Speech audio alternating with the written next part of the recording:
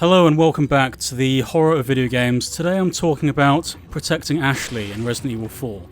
Now the reason I'm talking about this is because when there are moments in the game where Leon has to protect Ashley by fending off enemies as they try to capture her and take her away, I would make the argument that horror games basically sit in two different camps. The first camp is about self-preservation. These games are only really interested in keeping the player alive, and all the missions and the storylines focus around self-preservation and keeping yourself alive to get to the next stage of the game, and etc, etc. But the second camp, which I would say is the more interesting camp, is where your aim is to save others. Your aim is to save team members or save friends or etc. And this is demonstrated in Resident Evil 4, how the overarching mission of the game is to save Ashley and get her safe.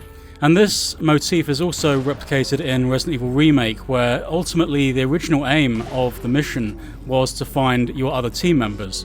And this theme repeats itself throughout the entire game, actually, as you try and save Rebecca or Jill or Barry or etc. And you may ask, why is this interesting, this mechanic of saving other people? It's for the simple reason it deepens the protagonist's character. For example, it makes the character seem more honourable, and also a greater sense of duty as well. And it makes you feel like the protector. Now, when you have to protect Ashley, she's doing something and you have to shoot off enemies, and it almost suggests to the player that there is a higher cause to the game and there are more things at play. And also, instead of the player feeling vulnerable, it's like you feel someone else's vulnerability, which is quite unique really in horror games. So basically Resident Evil 4 has three distinctive sections to it. The first section is Leon by himself, where he's trying to keep himself alive.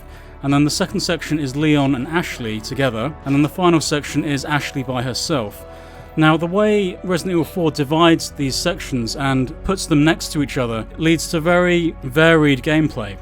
I think it's really refreshing when you have to snipe enemies and protect Ashley and stop people dragging her away, and I think this is, in terms of horror games, this is a very refreshing game mechanic, and I really believe most horror games should demonstrate this mechanic as well. And also there's this great feeling of power when you're defending other people, when you're trying to save your teammates. And in Resident Evil Remake, if you're playing on normal or hard difficulty, when you're going out of your way to save your teammates, there is a genuine risk that you might actually die in the process.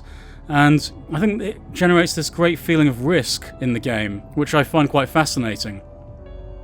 Okay, so that's the end of the video. Hope you enjoyed it. Don't forget to comment, rate and subscribe. You can tweet me at the Horror of VG. I'll see you next time.